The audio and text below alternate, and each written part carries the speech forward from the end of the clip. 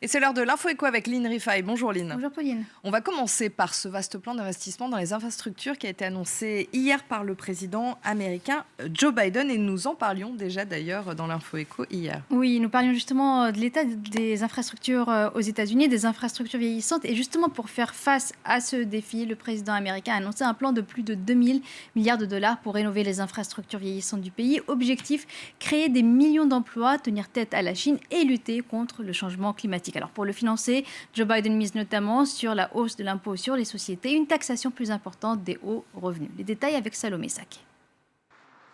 Pour Joe Biden, c'est un plan dont on parlera encore dans 50 ans. Il veut investir 2000 milliards de dollars dans les infrastructures à travers les États-Unis. L'objectif, créer des millions d'emplois. The American Jobs Plan will modernize 20,000 miles of highways, roads, and main streets that are in difficult shape right now.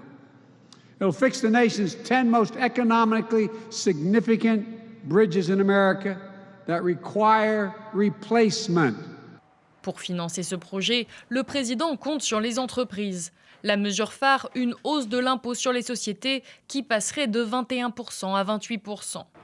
Une augmentation à relativiser cependant, puisque Donald Trump avait drastiquement réduit cet impôt pendant son mandat. Le plan prévoit également d'augmenter les ressources des services fiscaux. Le président veut leur donner plus de moyens pour lutter contre la fraude et l'évasion fiscale et mettre fin, entre autres, aux subventions des industries du pétrole et du gaz. Si ces mesures déplaisent fortement aux grands patrons américains, Joe Biden assure ne pas vouloir s'en prendre au système capitaliste. No one making under $400,000 will see their federal taxes go up, period. This is not about penalizing anyone.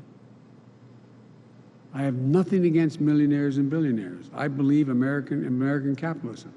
Ce discours n'est que le point de départ d'une rude bataille au Congrès, dont l'issue est incertaine. Déjà, des voix dissonantes se font entendre au sein du Parti démocrate, qui juge le plan insuffisant, tandis que les sénateurs républicains, de leur côté, dénoncent des dépenses excessives. Et ce plan est plutôt bien accueilli par les marchés financiers ce matin en Asie. Oui, les investisseurs sont plutôt optimistes après l'annonce de ce plan d'investissement de plus de 2000 milliards de dollars sur 8 ans. Ils espèrent un impact positif sur l'économie américaine avec la création de millions d'emplois à la clé. Alors pour les analystes de marché, les hausses d'impôts qui devraient financer ce plan ne seraient considérées comme un sujet d'inquiétude par les investisseurs que plus tard dans l'année, voire l'année prochaine. Et vous allez le voir, les chiffres à Hong Kong. Le Hang Seng progresse donc positivement en milieu de séance, plus 1,13% et plus 0,67% pour le Nikkei à la bourse de Tokyo. Et puis en France, Emmanuel Macron a annoncé hier soir une série de nouvelles mesures pour faire face à l'accélération de la pandémie de Covid-19. Parmi elles, la fermeture des crèches, des écoles, des collèges et des lycées pour 3 à 4 semaines, selon le niveau d'études, on va dire. Une décision qui a bien sûr des conséquences économiques. Oui, effectivement, fermer les crèches et les établissements scolaires a en premier lieu un coût économique direct car cela affecte le travail des parents. D'abord, ceux qui n'ont pas la possibilité de télétravailler, ils peuvent bénéficier, eux, du chômage partiel. Mais cela représente un coût financier pour l'État qui indemnise ses salariés et un coût pour les entreprises qui doivent se réorganiser pour pallier l'absence des salariés concernés. Et puis, quant aux salariés qui télétravaillent, s'ils doivent s'occuper en même temps d'un enfant en bas âge à la maison et superviser les cours à distance, eh bien cela aussi peut affecter leur productivité et leur efficacité. Pas évident en effet de jongler entre les réunions en visioconférence, les dossiers à rendre et l'école ou la crèche à la maison. Écoutez donc le témoignage de cette chercheuse en sociologie et mère de famille. Le problème du télétravail, c'est évidemment quand les écoles sont fermées et qu'on a des enfants à la maison, c'est que c'est vraiment très très difficile. Surtout à Paris, dans des appartements qui ne sont pas extrêmement grands et puis avec peu d'espace extérieur.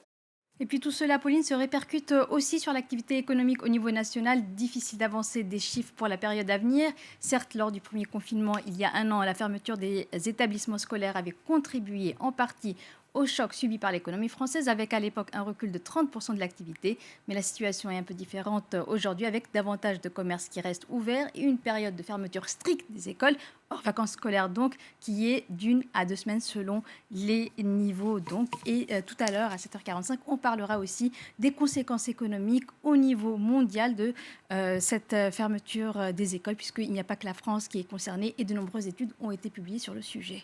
Merci beaucoup Lynn, c'était l'info Écho est resté avec nous dans un instant la suite.